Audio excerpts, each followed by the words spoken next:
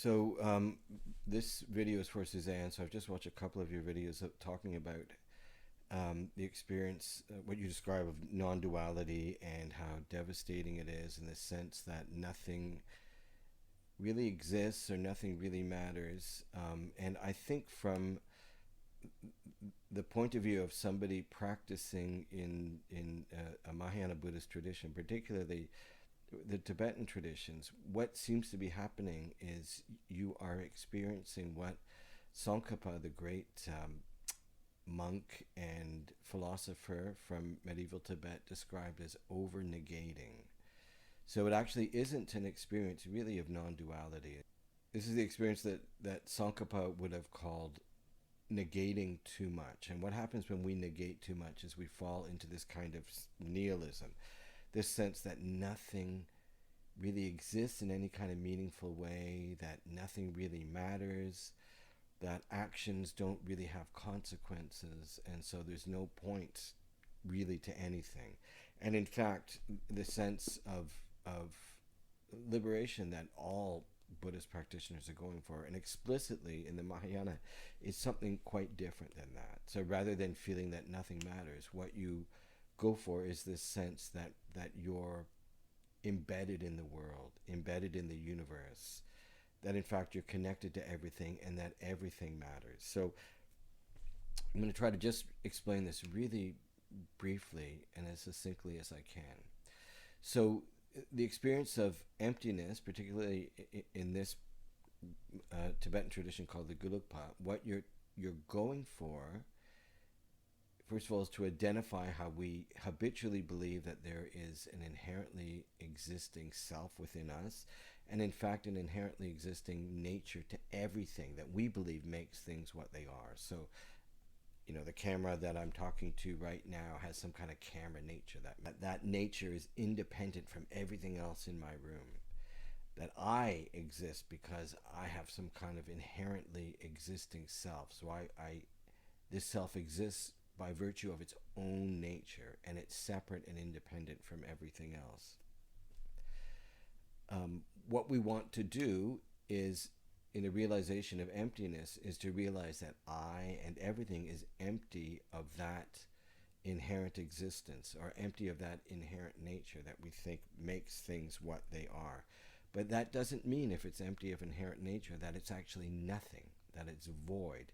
Emptiness does not mean nothingness. In fact, emptiness means everything. It's everythingness. So how does that work?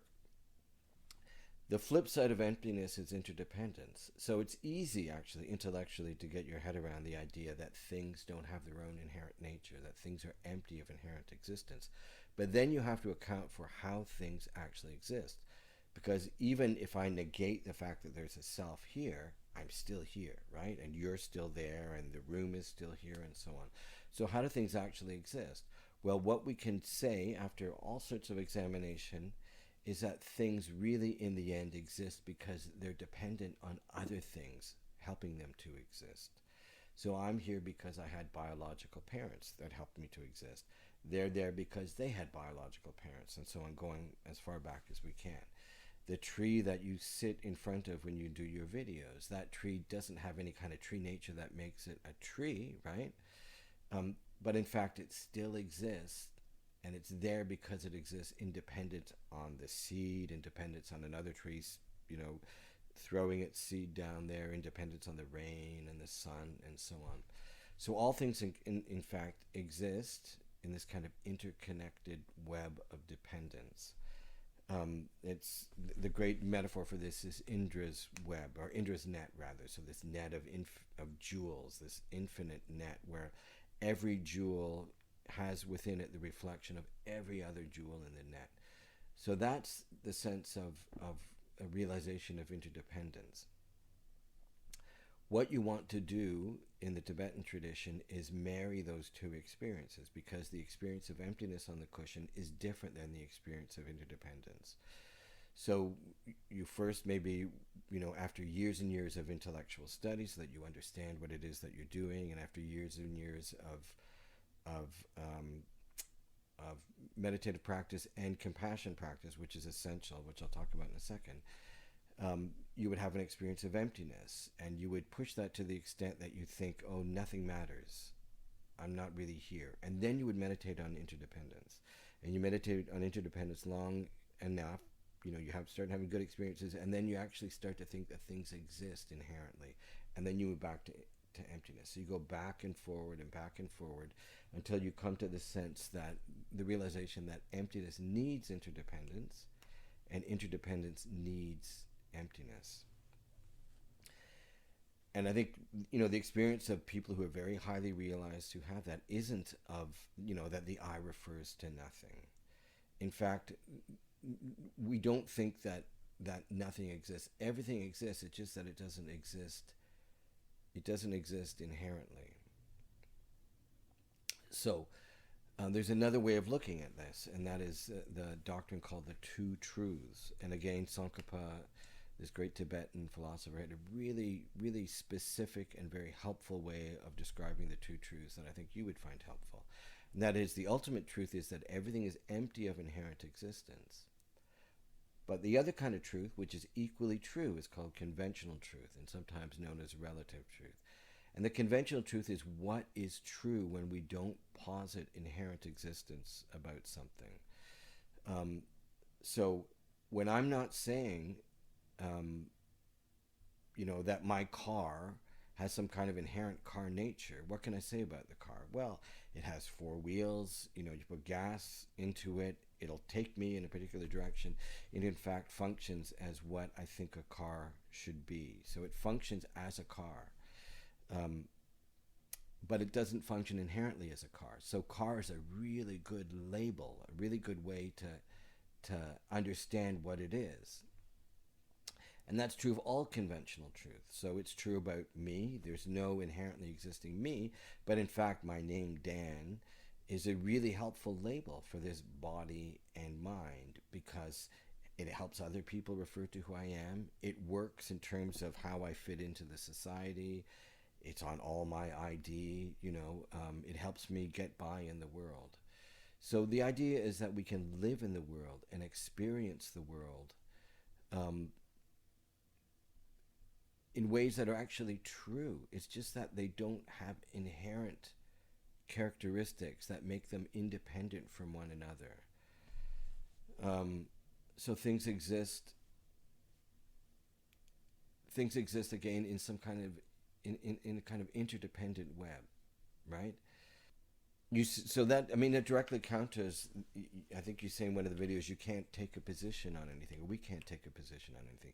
Not true. You can take a position in terms of what works. And with the idea that every position we take is provisional, right? Every position we take only works insofar as it's able to work. So it may work today, conditions change tomorrow, and it doesn't work tomorrow. So I may have the name Dan I have today, and then maybe tomorrow I'm going to decide I want to change my name, and the name Dan of yesterday doesn't work, or the name Bob maybe tomorrow is going to work. So conventional truth is what works as long as we don't posit some kind of inherent existence. And you can go on for a long time to really explore this and really try to understand psychologically how it works, because the real brilliance of these Buddhist philosophers was that they were also psychologists, right? They also had a very deep understanding of where the suffering comes from. And the suffering in the Madhyamaka school, coming out of Nagarjuna and his commentators, is that we project inherent existence onto things, and when we think things exist inherently, we overvalue them. We love them too much, or we hate them too much. When we can let go of that, and when we can kind of live within conventional truth, when we can live with the understanding that everything is changing, and it's provisional, and it's all interdependent, then in fact that's psychological health. Because it's the sense that I belong here, that I'm an expression of the universe. I'm not separate from the universe. I'm not separate from the world. I'm an expression of the world. I exist in relationship with others, right? It makes me love the world more, in fact, instead of feeling that everything is flat and empty and pointless. So how do you get there? So two ways in most of the Tibetan schools, well, actually all of them. The first way is you have to study to get an intellectual understanding of this. So, you're not asking for anybody's recommendation, but my recommendation would be to pick up some really good books of Tibetan philosophy. And there's one that I read initially after having studied Zen for many years and never really getting anywhere. It's this great little book called Introduction to Emptiness by Guy Newland, Newland, and it's a book that I guess he based on his undergraduate course on emptiness as discussed by Tsongkhapa. So it's a really good introduction to emptiness and dependent arising and ultimate truth and conventional truth. And again, I can't stress enough that in the Tibetan tradition, it's like you've got to study first before you do any kind of practice so that you really understand what's going on, and so that you don't over-negate. You don't get to a point where you think that nothing matters and fall into some kind of really deep depression. Or on the other hand, become a really unethical person, as some, you see some Western, or really not just Western, Buddhist teachers who sexually abuse their students and so on. Those are people who have negated too much and who haven't meditated on interconnectedness, right? And believe that nothing really matters. So we don't want to be there. So it's really important, first of all, to get a good intellectual understanding before you practice. The second thing is it's essential in all the Mahayana traditions, and really explicitly in the Tibetan traditions, that the gateway to liberation is through compassion. So you've got to be able to generate great compassion for all sentient beings, two-legged or four-legged, it doesn't matter. Sentient beings with wings or whatever. But what we want to do is feel this sense of connection with all living things that have a kind of mind. And the reason we do that as a couple, first of all, is that when we feel separate from other things, it's easy for us to reify them. And that, again, is where suffering comes from, right? We start to think that things have their own inherent essence, and they exist as inherently negative. We might want to punish people. We might want to hurt people because we think they're inherently bad and inherently dangerous towards us. So that's one reason to do it, because it actually helps with the liberation. That's one thing. But the second thing is because it prevents us from over-negating. It prevents us from falling into nihilism, because when we really understand that other people suffer, that everybody else has an inner life that's just as rich as my inner life, then it's impossible, in a sense, for us to over-negate. It's impossible for us to think that nothing matters in terms of the people we care for, right? In fact, the opposite is true. We start to see how everything matters. And we start to feel closer to others, and closer even to strangers as well. So it's not a sense of letting go of others, right, and not caring about them. It's, particularly caring about the people in our circle, our friends and family. It's about trying to extend that circle of concern and friendliness to everybody.